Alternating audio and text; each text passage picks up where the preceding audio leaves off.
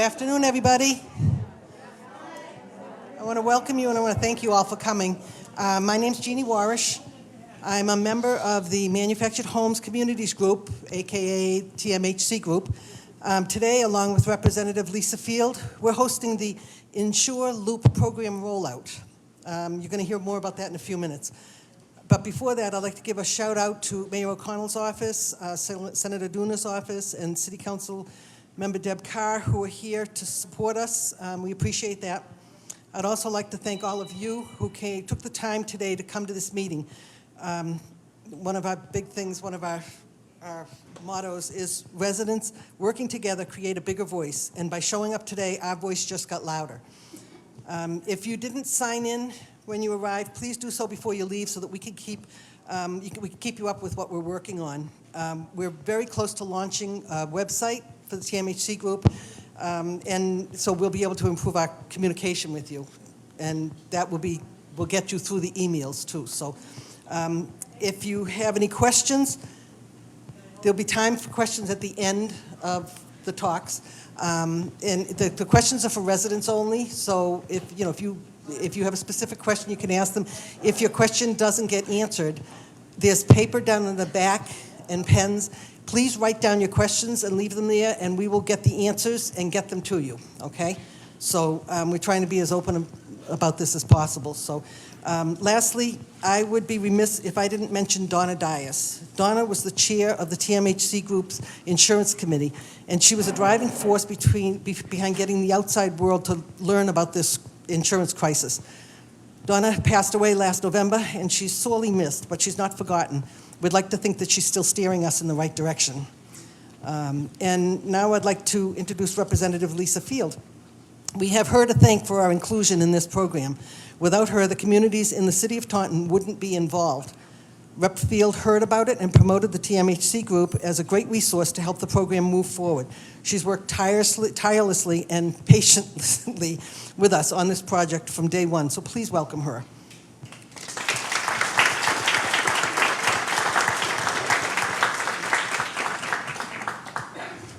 Thank you very much. You're not here to hear from me. I just want to really shout out Jeannie and the rest of the folks from the THMC, I always mix it up, THMC group, because listen, they have been tireless and dedicated advocates for all of you, listening to your needs and being relentless when it comes to either the Division of Insurance, the Attorney General's office, us up at the State House, and look at the program we're going to present to you today. So I really want to give a shout out because it's really the THMC group. So thank you very much.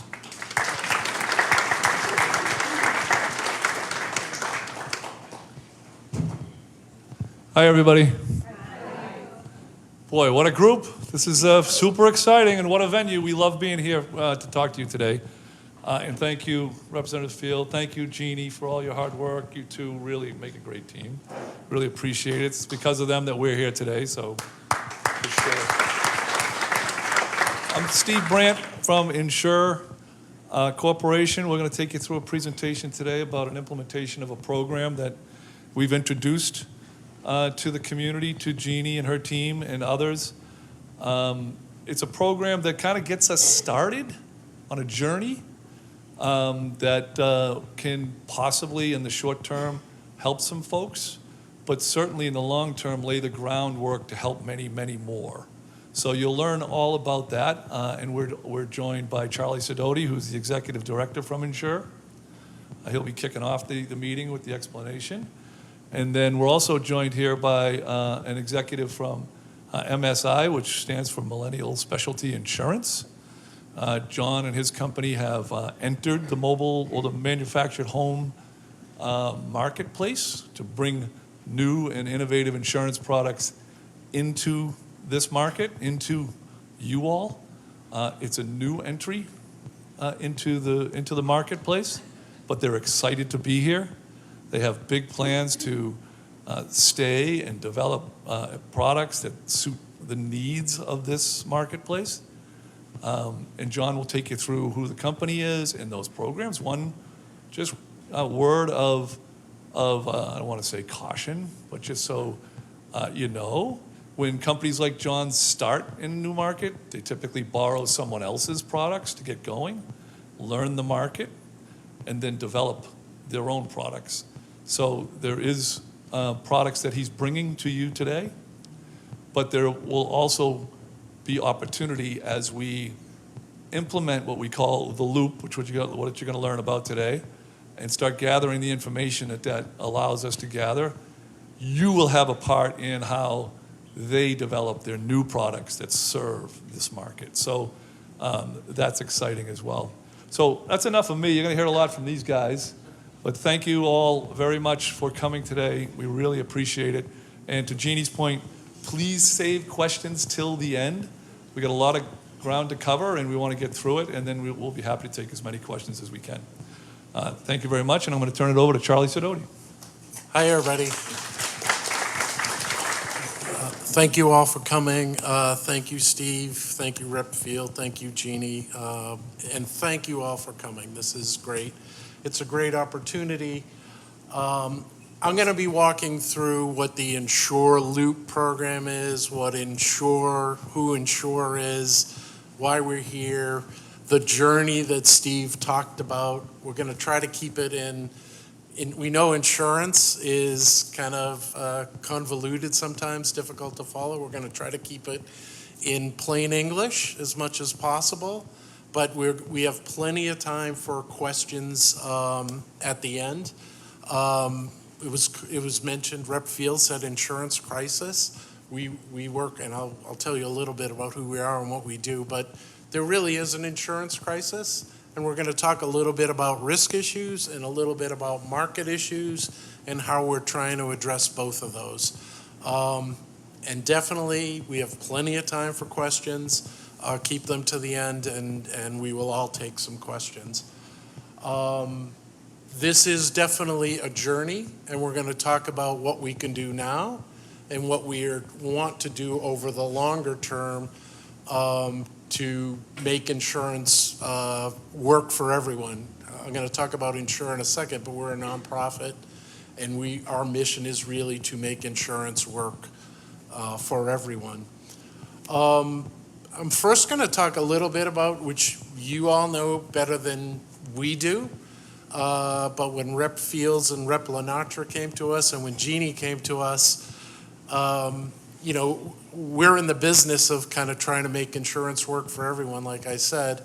But when they started talking about the challenges that manufactured homes face, we know they're real, we know that they're severe, and we know that there are fewer insurers. We know that drives prices, that drives accessibility of insurance.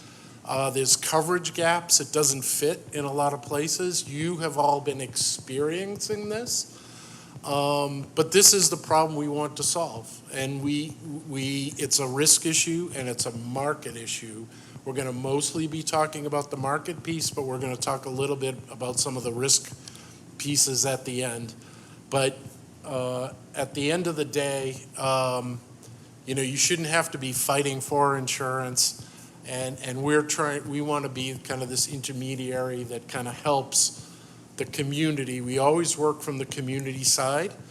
Like I said, we are a nonprofit.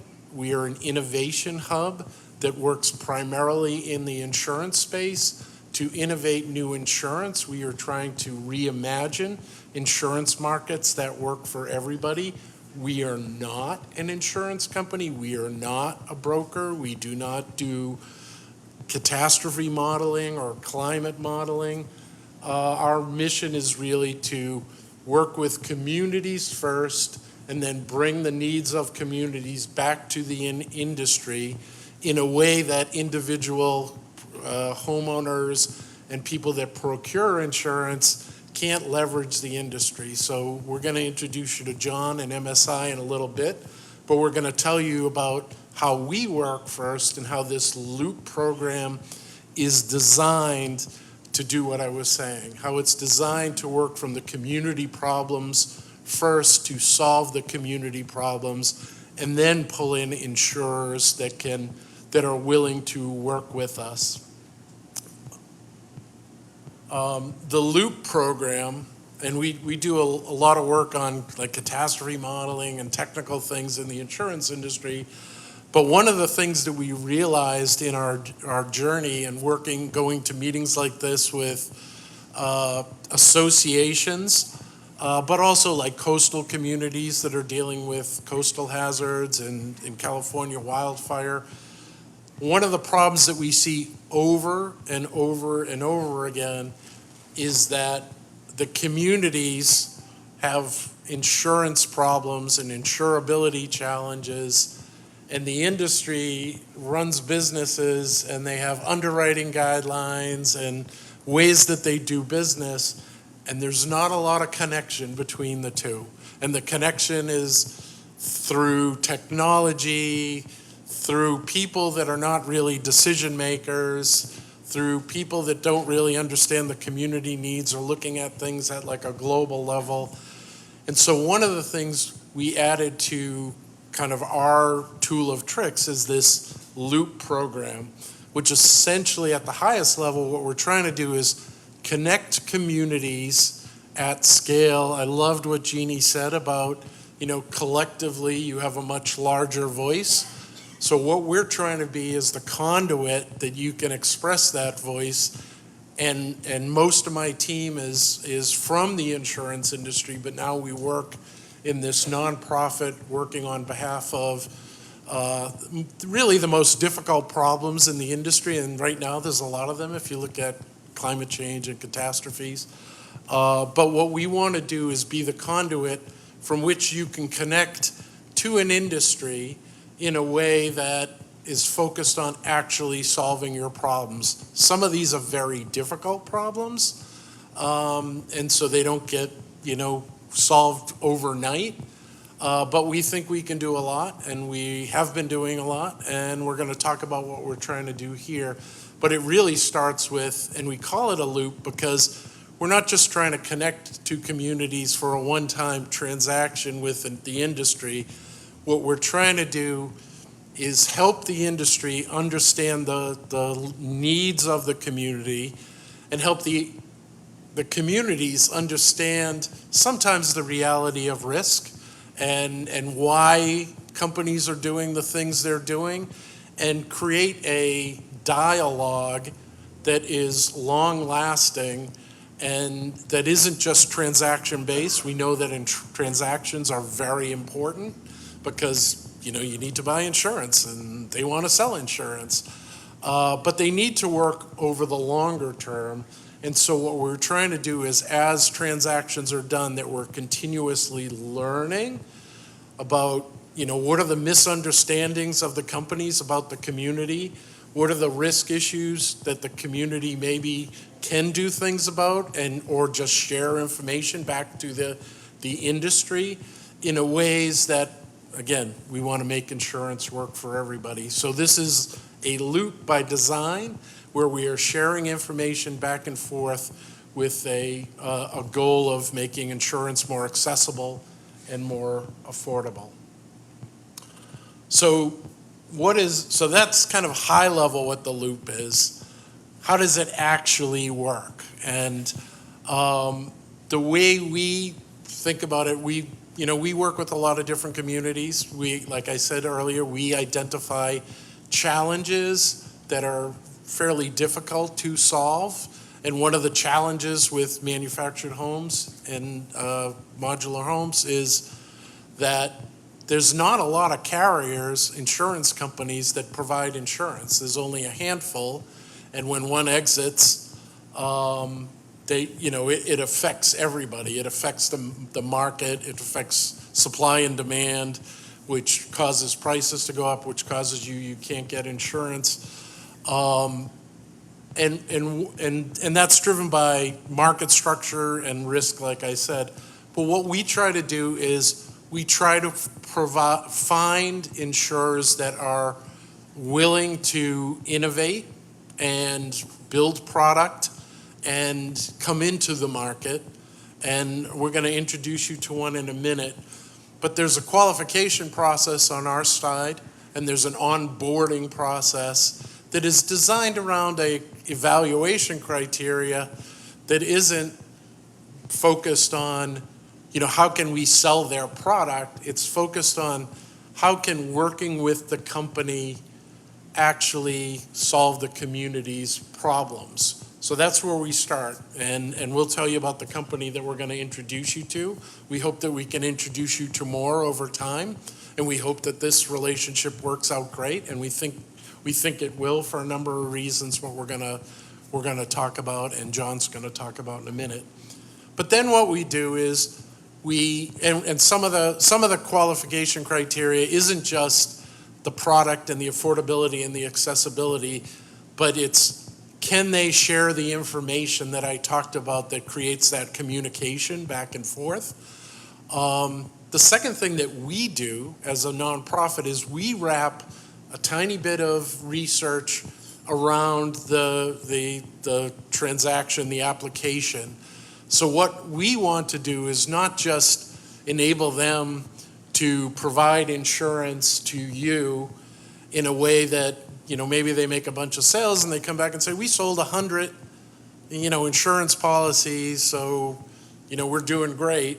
We want to wrap a few questions before you even get to them that says, what is your initial position? Are they selling insurance to people that already had insurance? Or are they selling insurance to the people that have access problems? And that helps us with that data, that information exchange that we talked about. If there are people they can insure and people that they can't insure, we want to know where their insurance kind of position was at the beginning, where it was at the end. Did we actually impact the availability and the affordability of insurance in the community, or did we just get people that had insurance, new insurance? And we want to understand the why. So we are wrapping a little bit of our research around the transaction, and I'll talk a little bit about how that setup works. And then we work with community members like THMC? TMHC. I always forget the order. So we work with communities to promote it, and we know that they will only promote it if we are kind of doing everything I just said, is working with companies that are trying to solve the community problem. And then in the end, we are benchmarking progress. We are fairly sure, we are somewhat confident that we can make a positive impact fairly quickly, and a positive impact certainly over the longer term.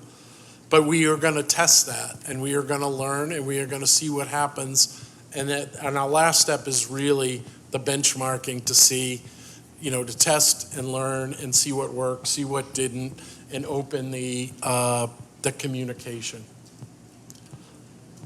So we have one partner that we were bringing in. John Ciano here is an executive with MSI.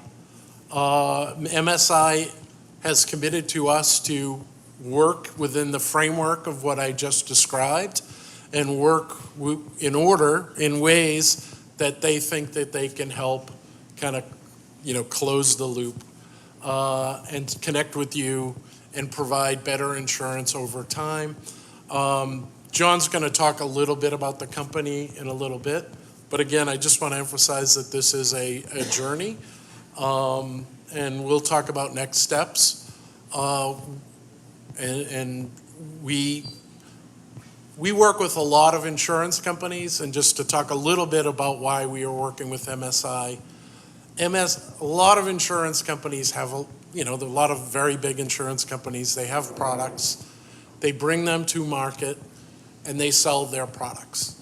And whether their products fit or don't fit, the industry is not known to be super innovative, and they are not known to change their products, especially for a market segment that isn't, there's not 5 million manufactured homes in Massachusetts. I think there's probably 10 or 15,000.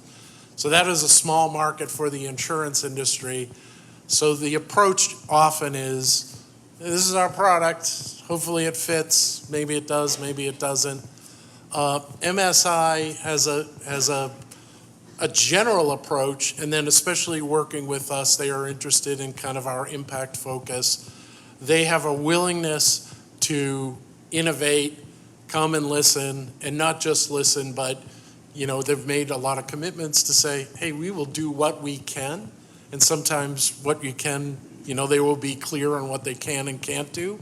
But they come in with that mindset of how can we work with Insure, with the communities, and with the other organizations to solve this problem the best we can. And that is probably one of the best things. But then John's going to tell you a number of things about the company that are also kind of part of the evaluation criteria. And again, I just talked a little bit about this, so I should have probably had this slide. But we are trying to kind of evaluate solution providers in a way that really solves your problems. So, part of today and this rollout is about listening. So I think that this is probably important table setting to kind of tell you who we are, what we're trying to do. But the Q&A part is really one of the most important parts. We want you to be in control. Any information that we capture as part of that wraparound kind of research that we're talking about, we keep that private. We are not sharing the details with anybody really, not the companies and not outside organizations. And we will share kind of aggregate data, and the insurance and MSI will share some information similarly back with us, and everything that we get we will share kind of in aggregate with the different organizations. This is I like to say this is a really real effort. We want to, the state has supported us, some other pilots in Plymouth, and certainly Rep. Fields and Rep. Lenatra have gotten some language into the bond bill to fund additional studies and additional work on this specific issue, which I will talk about in a few minutes. We work a lot with the planning boards, MAPC,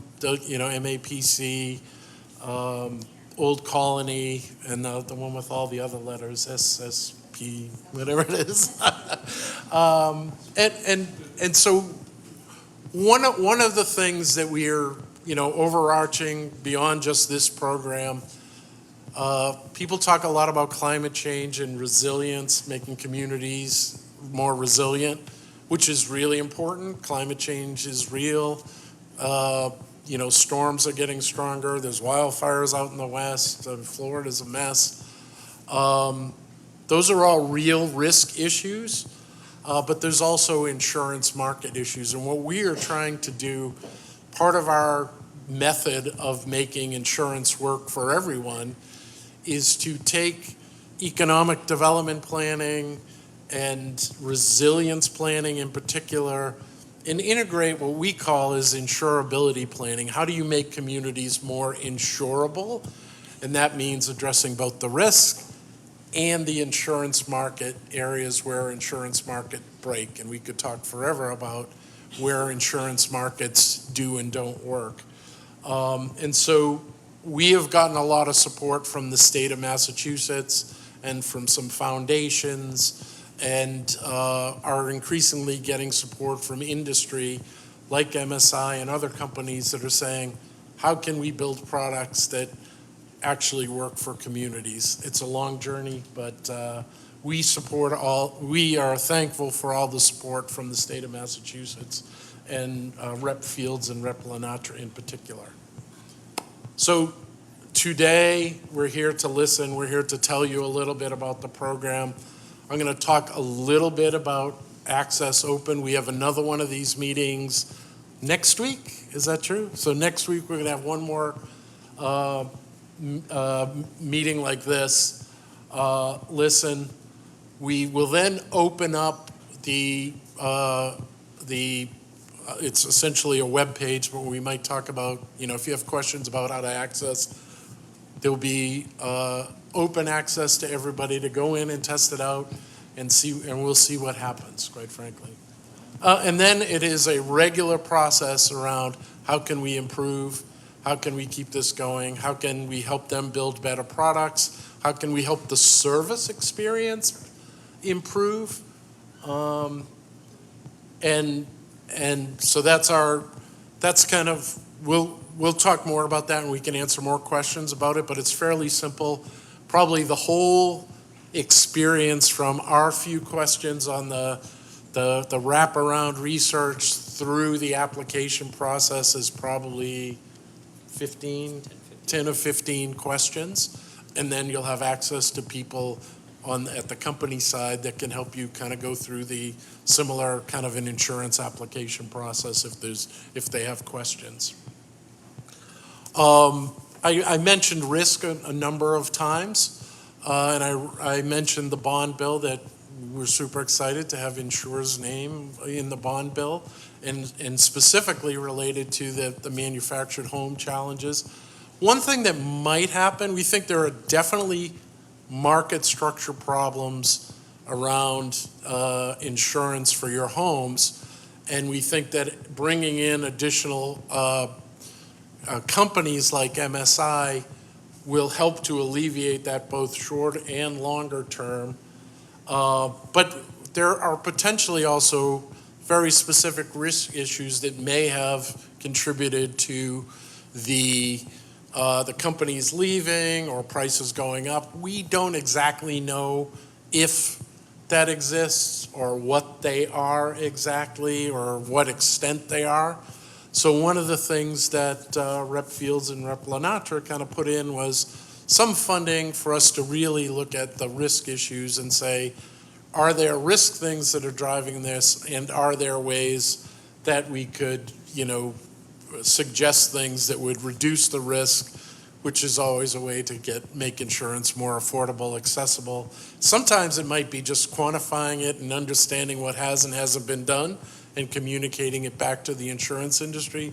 Sometimes there could be other things. So we are hopeful to get some funding to really kind of dig in beyond just bringing in new insurers, but also addressing if there are any underlying risk issues. So with that, I am gonna, that is kind of the overall, how the LOOP program works, how Insure works. Before we jump into questions, I'm gonna hand it over to John to talk a little bit about MSI and how they're approaching this whole program. You can go up there too. Thank you, Charlie. Thank you, everyone, for coming today.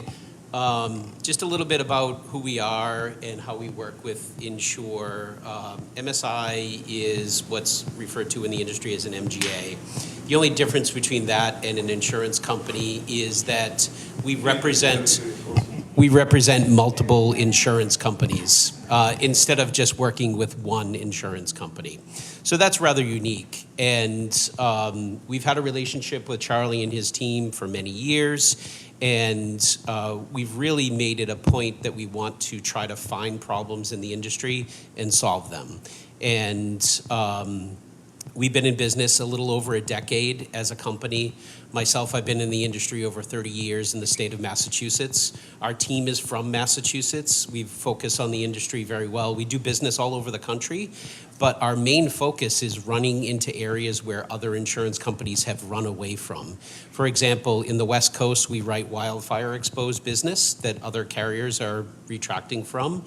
In the Southeast, in Florida, in the Gulf states, we're writing in areas that other companies have retracted from.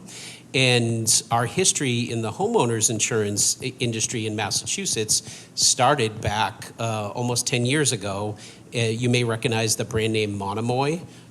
We write insurance on Cape Cod primarily today for homeowners. And that program was originally started essentially to provide customers an alternative to the FAIR Plan.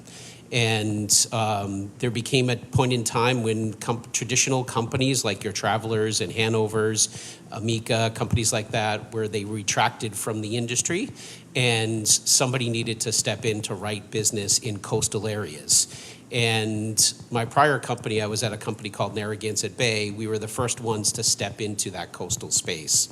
Now there's a bunch of companies that do that, which is great. So we write business today in the Cape primarily, a little bit in Plymouth County, a little bit up towards the North Shore, but we focus on the coast. We focused on the areas where we think are underrepresented, that customers need access to good policies for themselves. Can everybody hear better now? Let me, I'll switch back over here. There we go. Sorry about that. So we tend to focus on areas that are underserved. So by working with Charlie and his team, we are able to get opportunities such as this. And the way we approach these situations is, as Steve mentioned earlier, we dip our toe in the water by standing up a program quickly, by representing someone that's already in the business. So as an agent, the agency part of our company can start writing business immediately.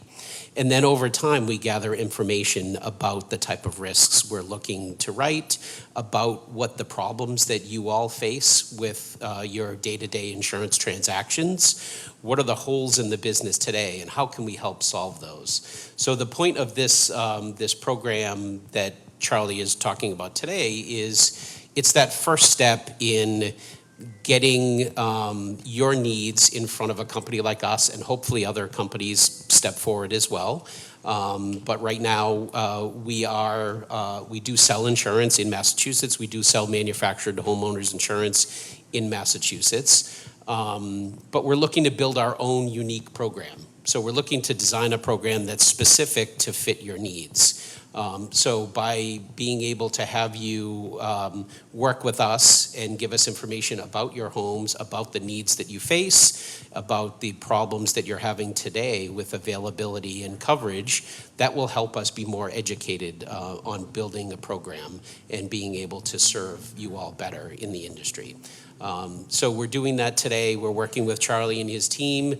We're working on some projects for flood insurance in some areas that are underserved, that people need access to flood insurance. And as I mentioned, in the West Coast, working with people that are wildfire exposed and getting them access to insurance that they otherwise would not be able to have access to.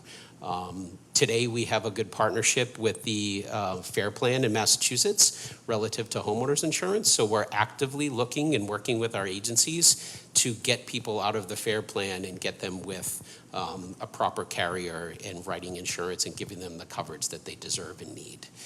So we're doing that today, and we're looking to expand upon these opportunities and really try to focus in underserved areas. So that's the main thing that MSI focuses on.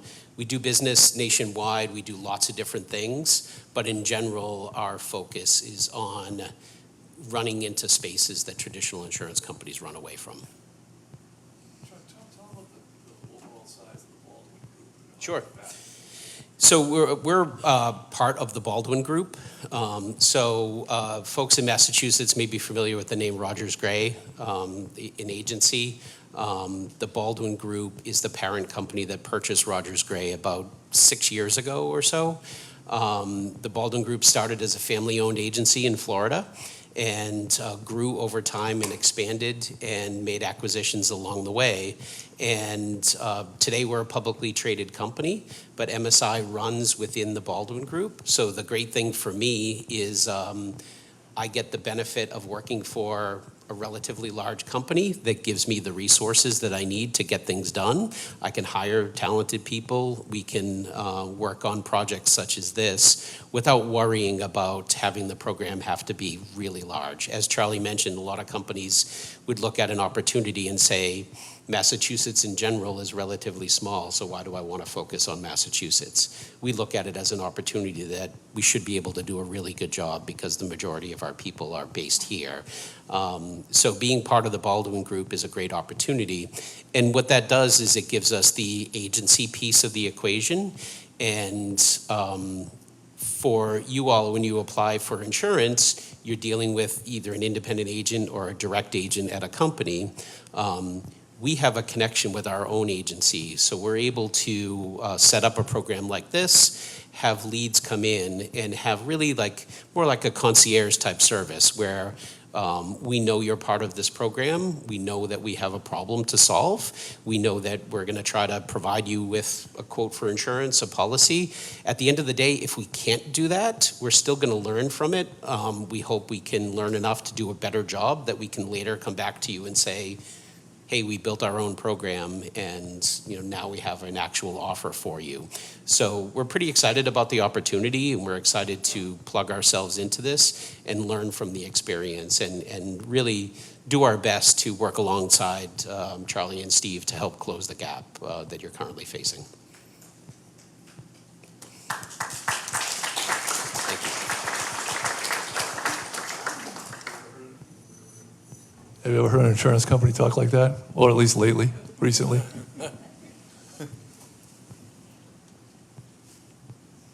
So I think we can open up for questions now, right? Yeah. Yeah. Yeah. We're good for questions. Questions from the audience. Jerry Sharp, Oak Point, Middleborough, 979 homes. We lease the land, but don't own it. Are you shopping these around to try and find, what companies are you working with, or Yeah. can you say? So today we just have access to one program. We're about to onboard a second program. So if you think about, if like in the homeowners world, like our agency would have access to 10 different companies, maybe one of them being our program and then 9 other programs as well. For manufactured homes specifically, currently we have one program that's live today. As I said, we're trying to onboard a second one relatively quickly. At the same time, we're building our own program. So the hope is that fast forward 6 months, maybe a little bit longer into the future, we'll have at least 2 or 3 programs available. And at that point, it becomes that our agents working with you to figure out what is the best solution for you as a customer.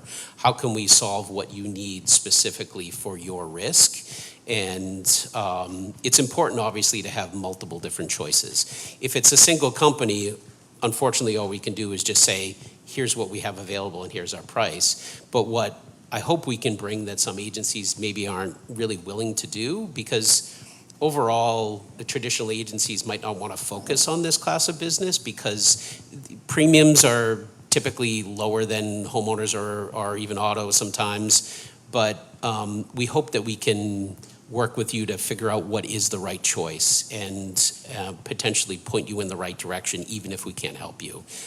So be able to spend the time with you that you need to understand what your risks are and how to properly protect them.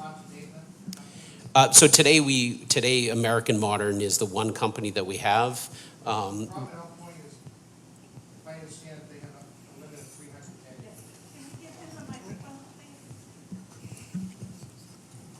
300K. As I understand American Modern, they have a limit of 300K, and it's not replacement value, and that just does not work for us. Replacement value is very important to all of us. Right.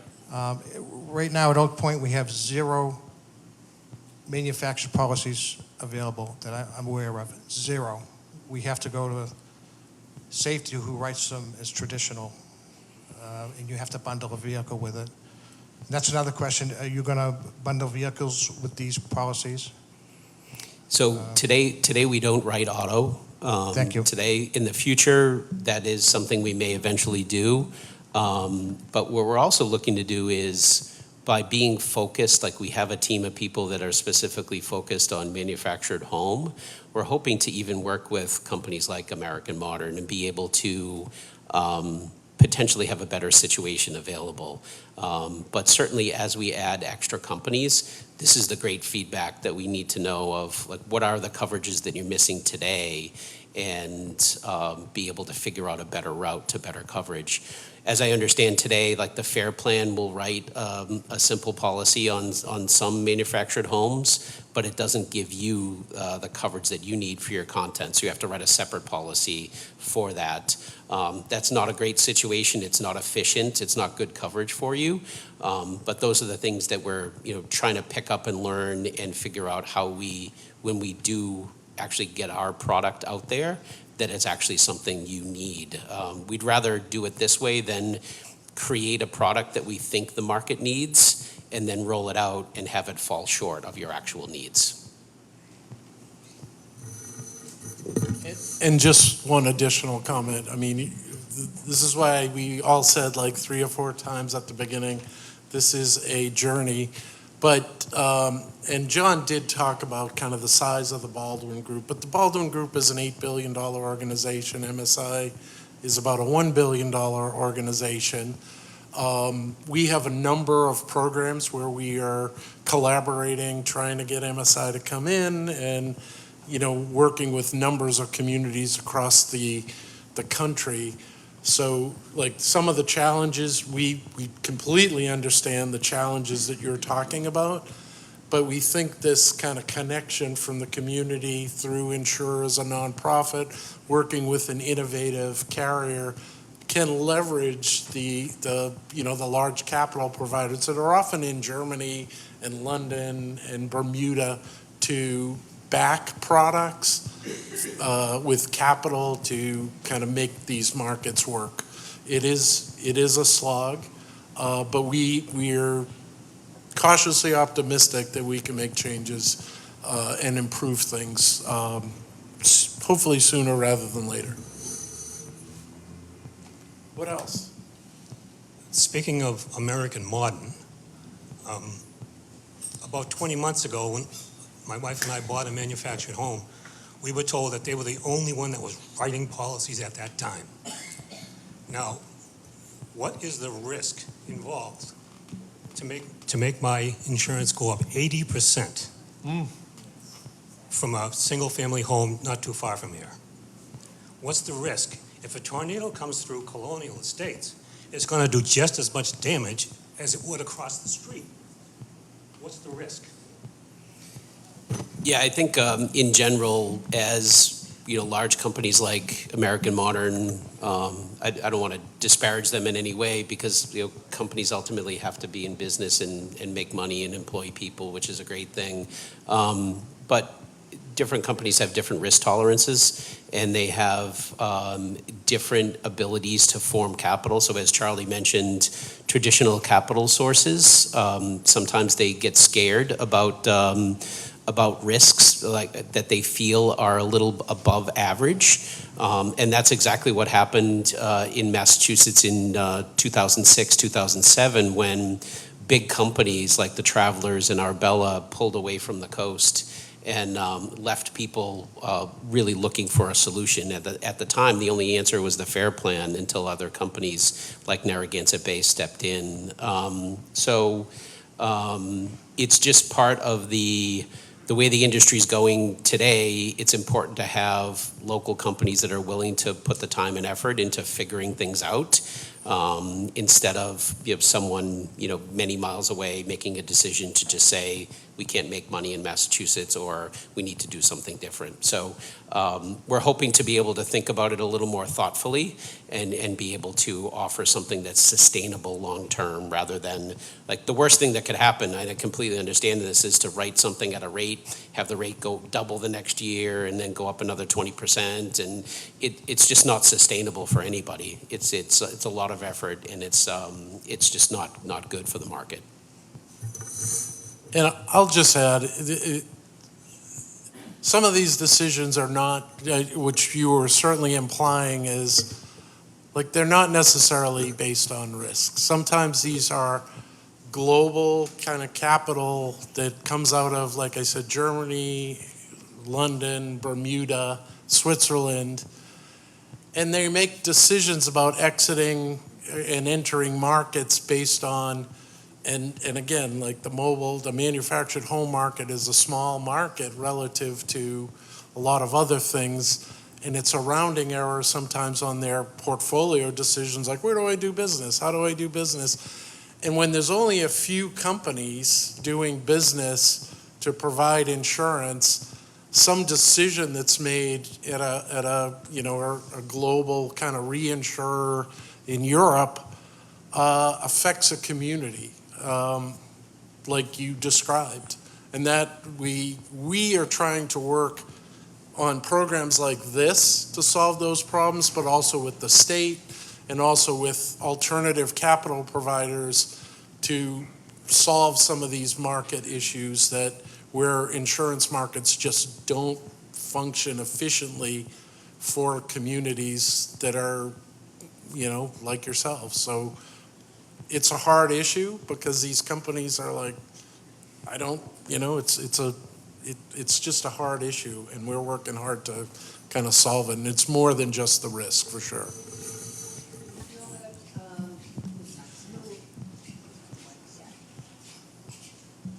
Do you feel this new economy of ours, where the diverse inequality of salaries has an effect on the rising cost of insurance? I mean, nothing costs the same as it did 30 years ago.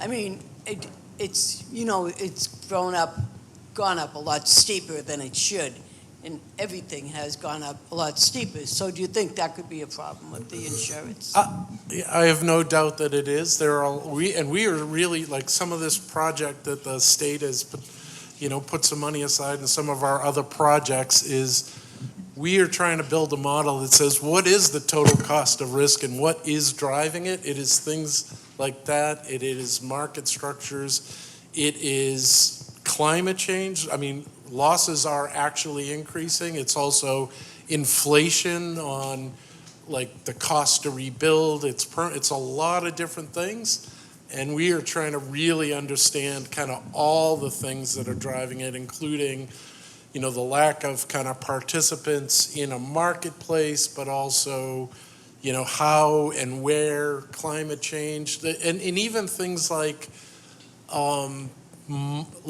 modeling of risk.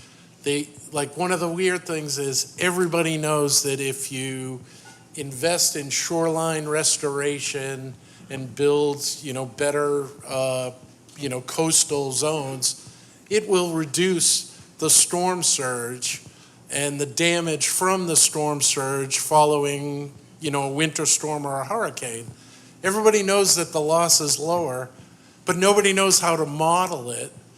And so the insurance industry is like, well, we don't know how much it's lower.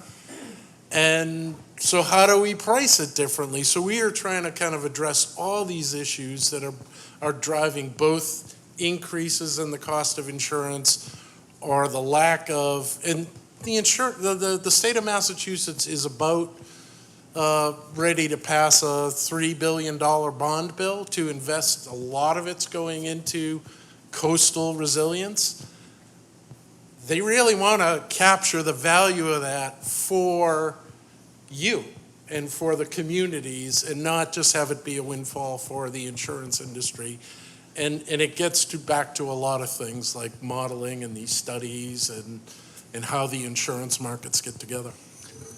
To your question, there is a socialization, right, of the risk, right? So they spread the risk amongst everybody, but they capitalize the profits. So yes, their rising salaries, their successful plans that satisfy their shareholders, that's always an increasing situation.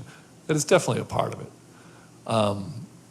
In the crisis that we're all facing now, and you guys are on the front lines of it, that type of model doesn't work for everyone. It used to. It doesn't anymore. You're feeling that. Because it's hard to solve it, quite frankly, right? And that's why it's so impressive to have a company that's up here talking about how they want to dig in with you to really understand the issues and help solve that and bridge that gap between having insurance and not having insurance, or having affordable insurance and not having affordable insurance. And it's why we exist at Insure, to go and tackle that hard issue. Because you're not going to see big insurance companies wanting to do that. They'd rather just go somewhere else to make their budget numbers and things like that. True. Go where it's easy. There is a laziness factor in the industry. Not here at the table. One of the fastest growing parts of the insurance industry is pet insurance. It's easy. I can put capital behind it, you can make a return, and that, those are choices if you're an executive, like, do I want to figure out how to do mobile home that's a small market in Massachusetts? So we do appreciate companies like MSI that are good, like, we go into the areas that are really hard to solve, and we need companies like MSI to come with us. And there's another clear message that they're sending, and they're sending that it is not their responsibility, it's your responsibility. It's our responsibility, it's society's responsibility to make sure that we can be insurable. And that's something we can all do together. Hi, my name is Carol. I'm with Redante Estates. I'm on the Taunton Municipal Manufactured Home on the insurance board, and we've been investigating a lot with insurance. We've talked to, I don't know if it's the insurance commissioner, or we've talked to people trying to find out who will give us insurance. The only one right now that we feel is active is Forward. I was a real estate agent and for 30 years, and it didn't hit me then, but the importance of only having, we only had then one insurance company that would do mobile home, manufactured home insurance. When you only have one insurance company, they can put whatever price they want, and that's what they're doing. I don't care if it's like Forward or whoever, I don't care who it is. We have no options. We don't have options. We don't have any other insurance companies to go to.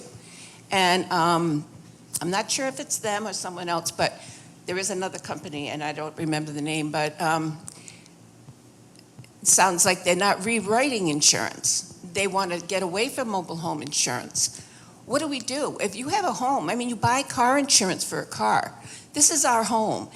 We bought I think all of us here have bought these as a more affordable way to live in our retirement years. We've had homes, we've had many, and so this was supposed to be affordable. My husband and I have been in this mobile home at Redante for like 6 years, and the fees have gone up double.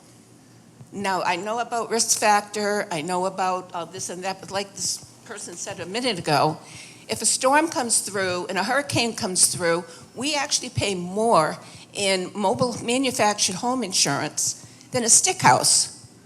Now, if that tornado comes through, or that flood, or that fire, it's no more risk for a mobile manufactured home than a stick home. They're all going to get decimated. But we don't have options. They could triple, quadruple our thing. We can't afford it. I've got 5 for sale signs in our park. People can't afford between the rent increases, which we're working on that with the state and with Lisa. Thank God for Lisa. We're working on that. But with insurance, we don't have an option. And when you have one monopoly, we need options. We need and yes, maybe it's small potatoes, but I'm so glad that you went to the coast. And some big insurance companies didn't write insurance for the coast. Well, we're not big meat and potatoes, but you know what? We need insurance. We can't sell our mobile home, manufactured home is worthless if we can't get insurance. Would you buy something to live in and you can't get insurance? Right. We can't. They're not even rewriting insurance. So we need help. We need options. We need insurance companies. I don't care if they're big or small. We just need competition in the market, and we need insurance. Right. And we really, really hope. That's why we've formed this group. Jeannie started this group. And we've all jumped on board, and we found it's a huge thing. I don't know other states in the country, I'm sure. I don't know which states have more mobile homes, manufactured homes or not, but it's a big part of your population. Sure. You work your whole life, you have a mother and a grandmother, they retire, they live here, and you can't afford it. So where do we go next? If we can't stay in our manufactured home, go to low-income housing or a tent on the road? Where else do we go? So it's a problem. Yeah, definitely. I agree. It's not a good situation that we're in now. We see it a lot. We do a lot of business in Florida, and similar concept of people move down to Florida to find a more inexpensive way to live. The properties are cheaper. Property taxes are cheaper. However, there's some parts of the state where you may look at the price of a home. It's relatively inexpensive, but you're not realizing that the homeowner's insurance might be $8,000 a year, and your flood insurance might be another $8,000 a year on top of that. So it's never a good situation to have that, and it's not sustainable. So I agree with that, and I'm glad we can kind of plug into a group like this, and with the help of Charlie and Steve, and be able to kind of learn from you guys and learn what you need and what issues you're facing, and really be able to help out in any way we can.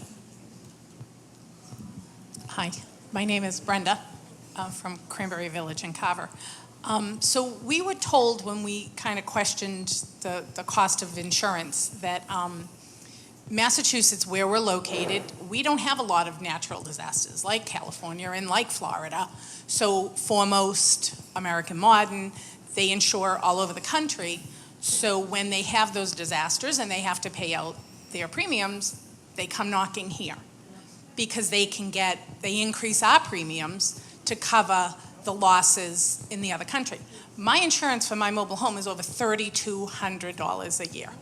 I had a 35,000 square foot, 3,500 square foot home that I didn't pay anywhere near that and had way better coverage. It just gets to the point where when do we stop? When does the insurance commission here in Massachusetts say, no, you can't come knocking on our doors? And that's the insurance commission. They go to the insurance commission and they let them increase our rates. $600, $700, $800 a year. Mine went up $1,000 in 1 year after it went up 8 and 9 the years before. It's not sustainable. Foremost doesn't write any new policies. They're not canceling their existing, but they're not writing any new. Isn't that kind of, if they're trying to make money to pay these, write new policies instead of just taking the people that you already have that have been with you for years and pricing them right out of the market. In our community, I have way more people without insurance now than with insurance. And that becomes a problem for the community because God forbid if something happens to their home and they're safe and they're, they walk away, but who's left to clean up that mess? All of the other residents that live there, the community, the corporations, we're responsible for removing those homes. And that's $15,000, $20,000. So it factors into everything. And then our community insurance goes through the roof. So it's just a big cycle. I don't understand why the commissions won't help. Yes, we need more people to insure us, but we need the people that represent us to fight for us. Mm-hmm.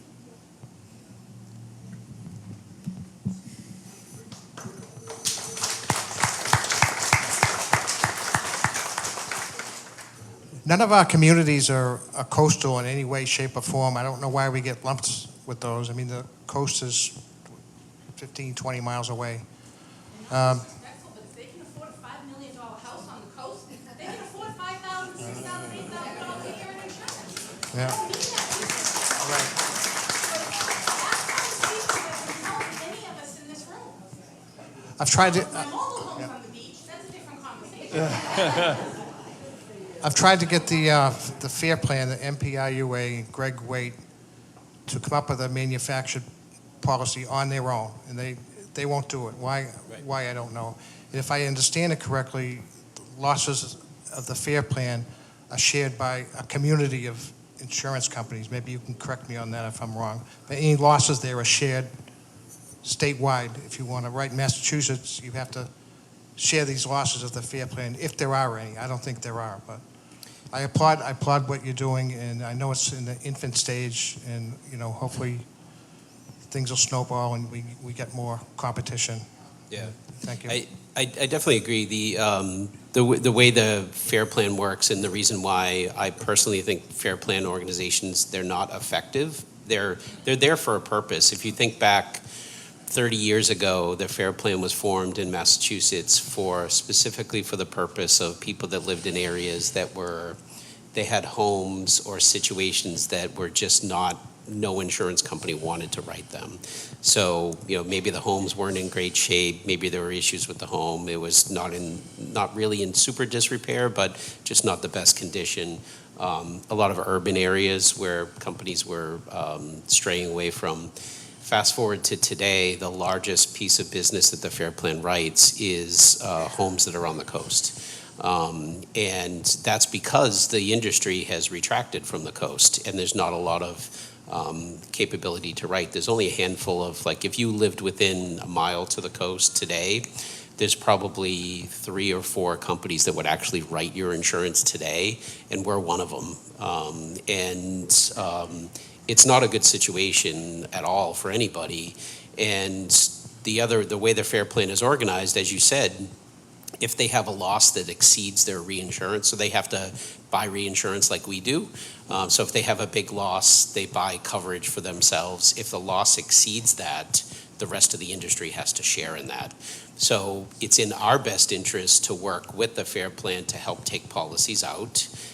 Every other company should want to do the same, because if that theoretical worst storm that ever happened comes in, the industry tends to, you have to insure yourself to what's called the 1 in 250 year storm.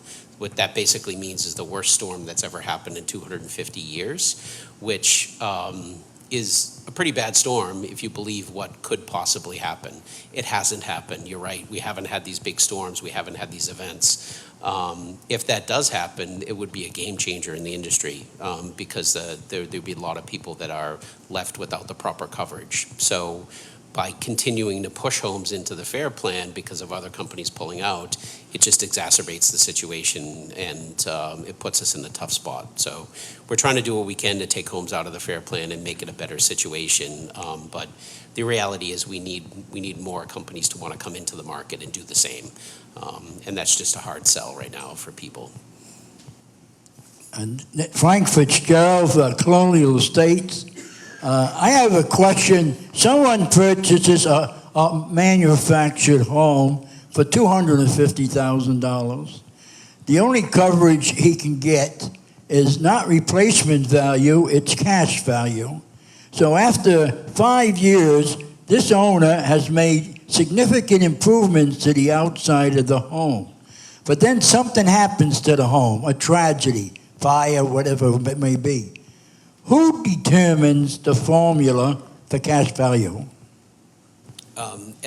The way it works for companies that do that is that there is a process by which they use a tool that's provided by the building industry typically, and it's similar to think about the way they price life insurance. You kind of enter all the information in and determine what how long the house has been there, what it was built, or even your car. You bought a car brand new, you drove it off the lot, it loses some value. So there's a specific formula that the companies will go through. I agree that's not great coverage. Not having the ability to buy replacement cost coverage on your homes is a huge issue. Typically, an agent in Massachusetts or other states would never sell a policy that doesn't have replacement cost. So if they could, they would. So by doing so, you're just not putting someone in a good situation. Just the pure meaning of the way insurance should work is you're supposed to be indemnified if something happens, and just the meaning of that word is to put you back the way you were before the loss. And if you don't have replacement cost coverage, you're not put back the way you were before the loss. You're left with a hole in your pocket. So it's definitely something that I'm going to take away for sure as we develop our own product, that is a definite need for the marketplace. And just one comment about some of the earlier comments about competition and one insurer in the market. Like if you're the only insurer, you can create policies that do actual cash value instead of replacement costs because, all the market's at your mercy. So bringing in competitors starts to solve some of these specific issues, and that's where we are in this journey, is starting to bring companies in and figure out what better terms, conditions, what a better policy looks like. Limits was brought up. So we're definitely keeping track of this. John's keeping track of this, and we're gonna push them hard to say, what can you do? So I have a question. If I can just add, so that's why from a state point of view, when I first, and myself and Representative Lenatra were meeting with our constituents about this issue, and trying to sort out the commissions. I mean, people were talking about what's the role of the commission, trying to maybe establish a different commission to look at insurance. We all know how slow the state moves. And so by the time you establish a commission for them to meet and then come up with recommendations, we're talking, that's even more time. And then to have those recommendations to go back and refile bills. So we were thinking to try to do as many different prong attack as we possibly can. So we are looking at commissions, we're looking at commissions to study it, we're looking at the division of insurance, but while we're doing that, how do we bring in other underwriters, other insurance companies, and then we hooked up with Insure, a nonprofit, to how do we actually build up a policy from the ground up. So ideally, in a perfect world, I know Senator Dooner had filed a commission to study insurance. We were thinking have that get established, and while they were studying it, have this program go on, and then meet in the middle. Great, you have this over here. We can also study that. What did we learn? What did we not learn? So I just want to explain that we're kind of trying to look at all of it at once, but in the meantime, you need insurance. So we need to bring insurance and companies in. Can't the commission make the companies that are here, insurance stick and mortar, have to do a certain percentage of mobile homes? If you want to sell insurance, if you want to insure in the state of Massachusetts, you have to cover a certain percentage of the mobile homes. To whoever the company is, Allstate or whoever. The commission should be able to say that. You know, they should be able to say that to the insurance companies that can. I hear you on that. I hear you. It's the first part of your sentence was if they want to do in Massachusetts, and that gets into some of these companies will say, you know what, and we've seen this in California, companies will just exit. And that doesn't make it better sometimes. Sometimes it does make it worse. They can move capital overnight.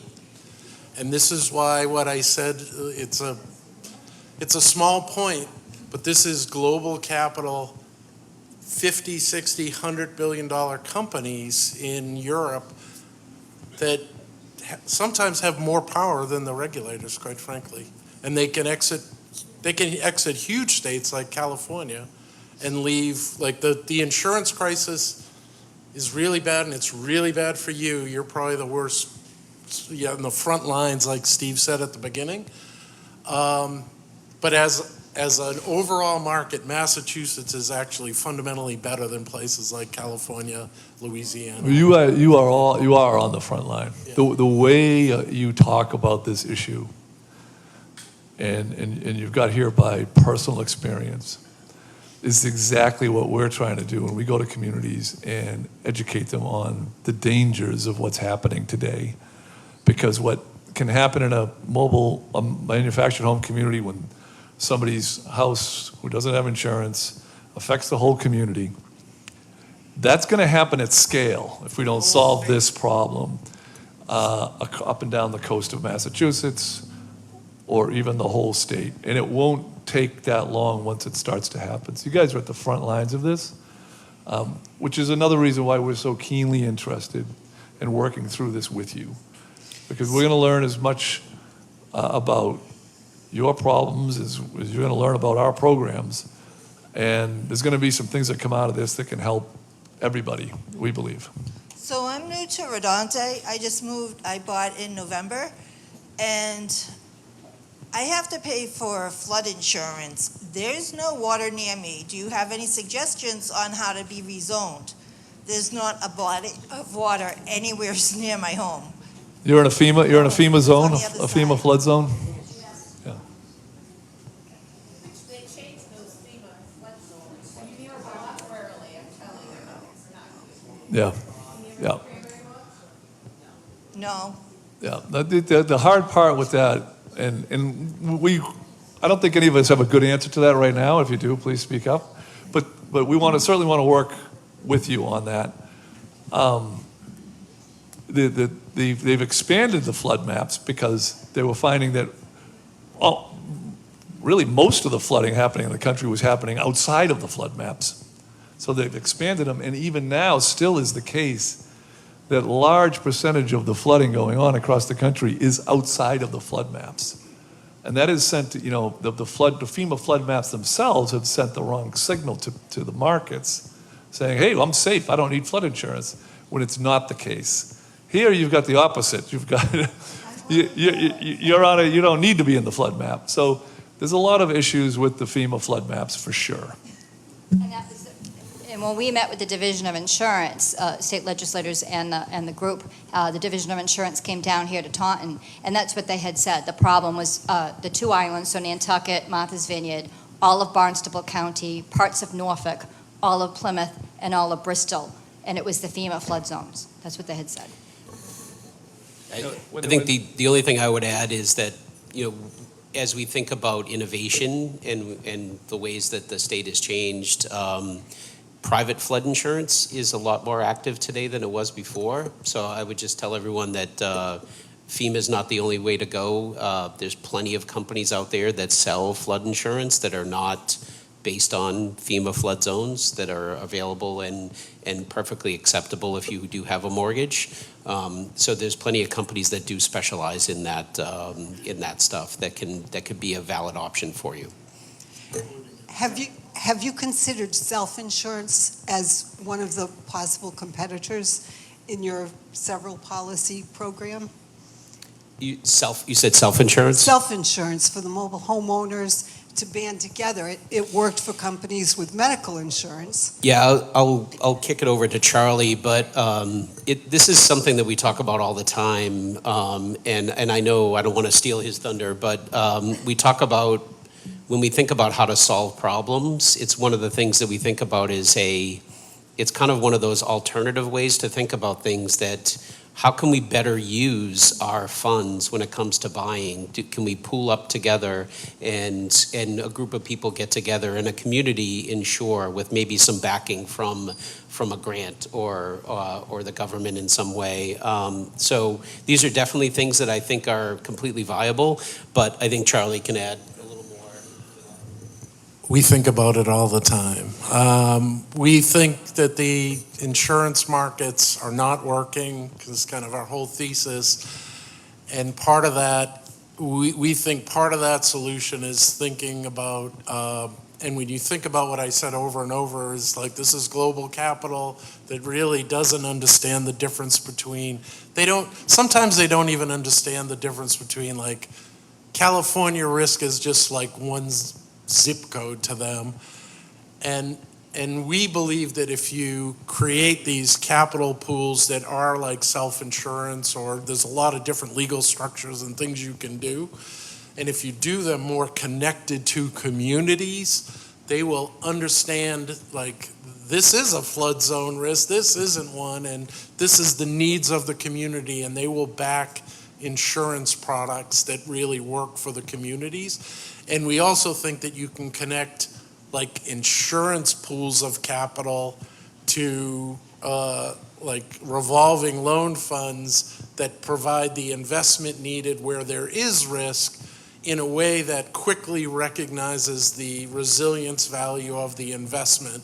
And so we are, like, besides this LOOP program where we are just trying to get a product into this community that desperately needs it, we are trying to reimagine things like the FAIR Plan. Instead of creating a pool of capital that is just the very last resort pool of capital that when people are desperate they can get insurance, create a pool of capital that incentivizes innovation and creates markets that actually work. That's a long-term journey right there, but I love the question.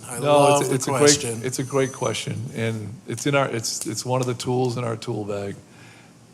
And it's a byproduct of the longer term project that we're trying to implement with these communities, with your communities, so we can get to those answers.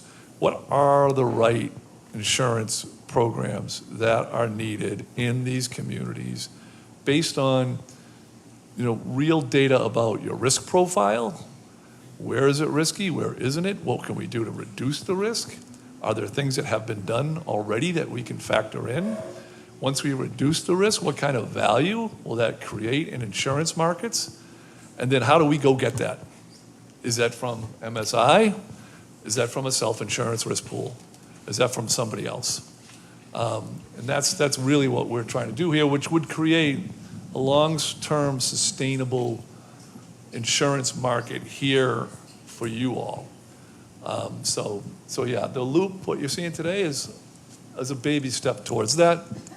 It's what we can do right now without having gone through all the other hard work.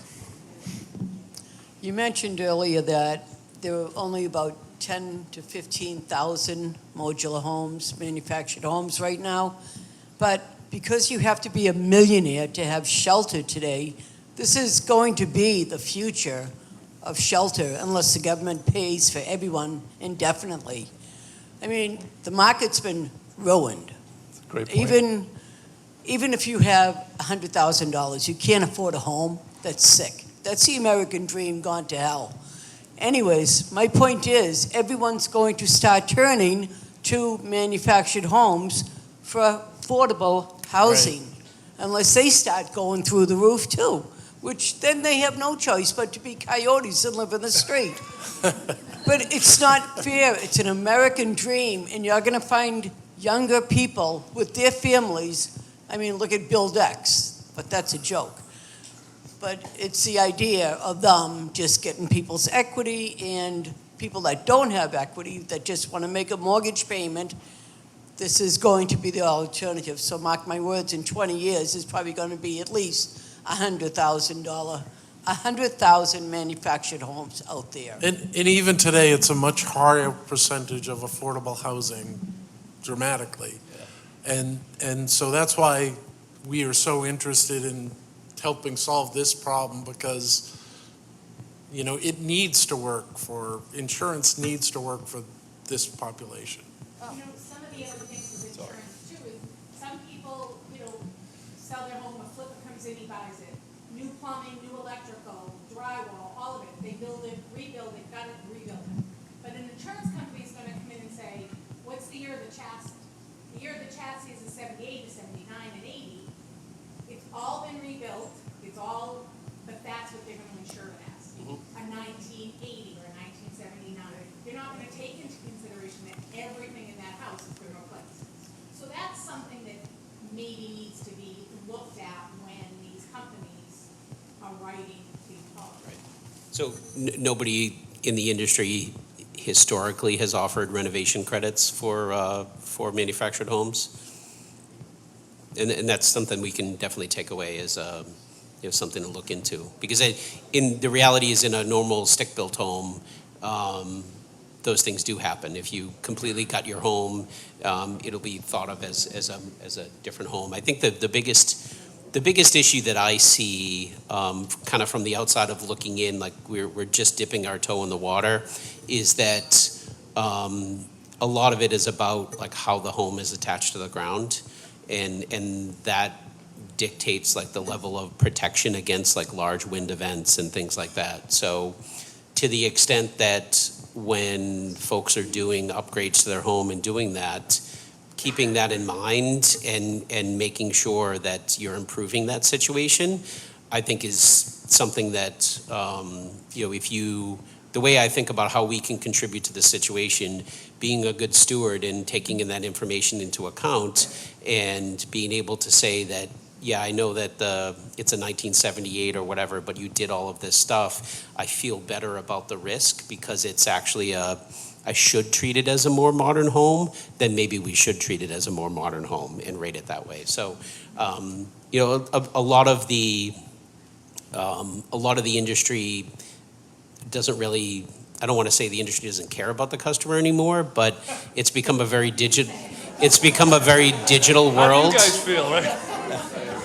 Yeah.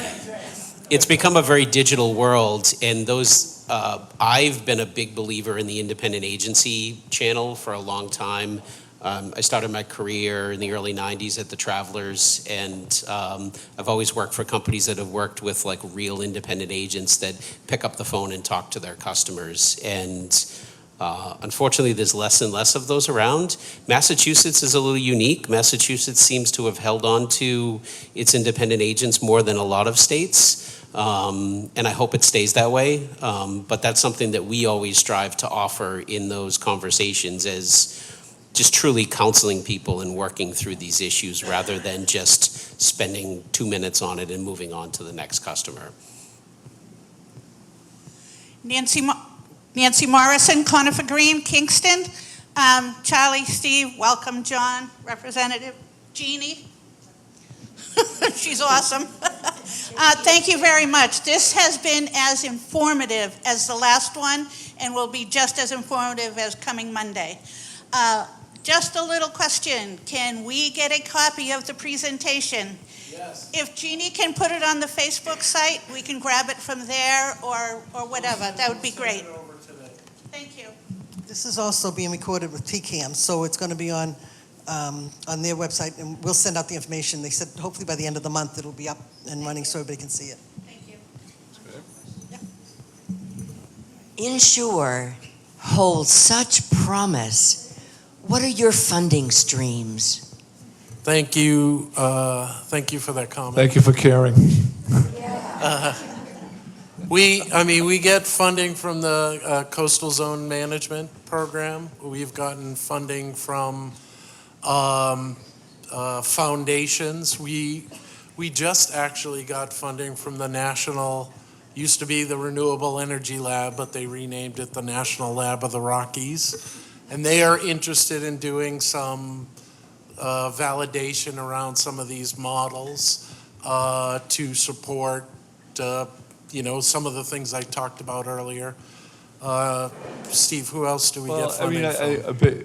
It's 100% grant-based funding, right? So that's been the model, and grant-based funding tied to a service contract. So we're delivering projects.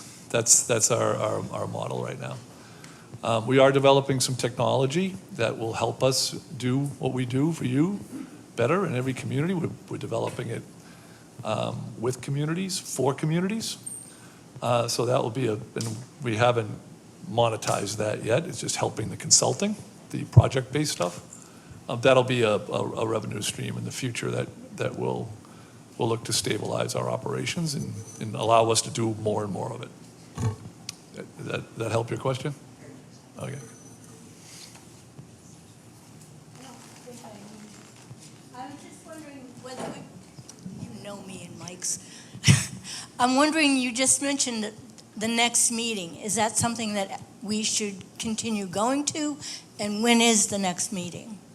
The next meeting is going to be a carbon copy of this meeting down at the Oak Point Manufactured Home Park in Representative Lenatra's district. So we just kind of split the two between. That's correct. And anybody is welcome to come to that as well. And if you have any of the same questions, then we'll be very prepared for them if you show up down there. You will.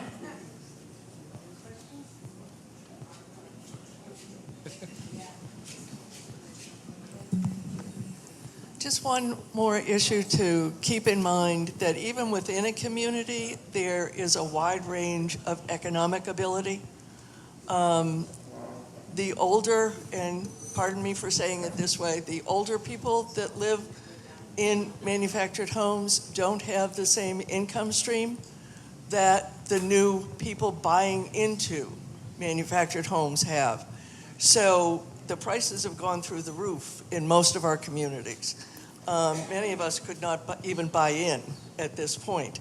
So also to keep that in mind, even within a community, there are people that can pay more than others.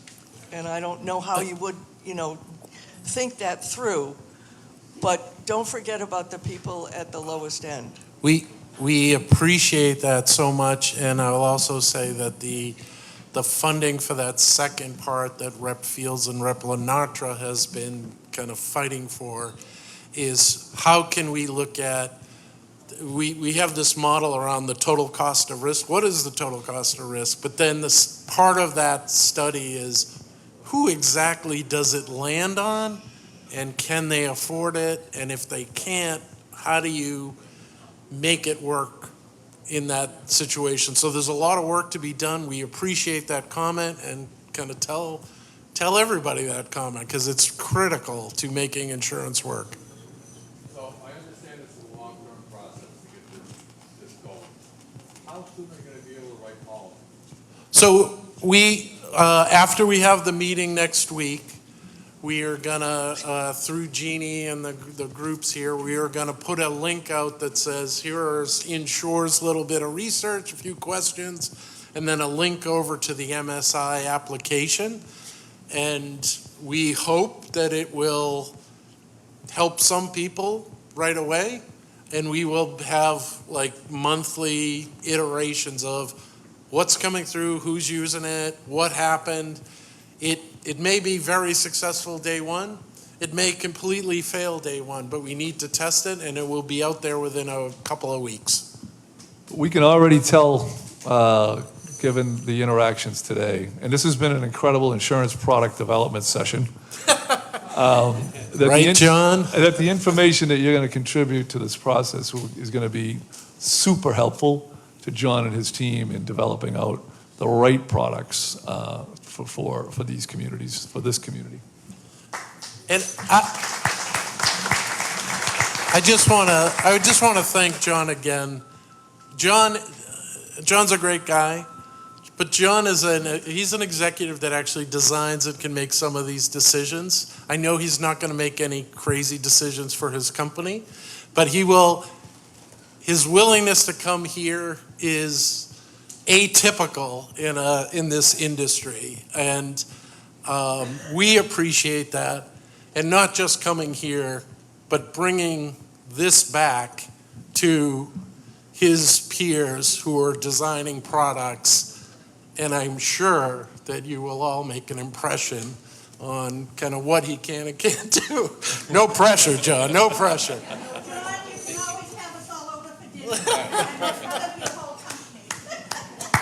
Is there a question in the back there? Yes, I'd like to make, I guess, a comment and an observation. And with all deference to your program and all that you've expressed in its long-term meaning, that's wonderful.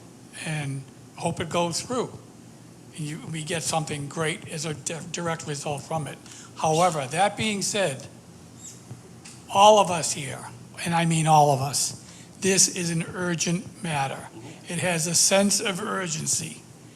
And the bottom line of all the psychobabble surrounding it all, it comes down to affordability and price now. That's what's going on in most of our heads right now. Can we afford our insurance now? Well said. Thank you for saying that. And we appreciate that, and we will absolutely do our best to make this happen as fast as we can.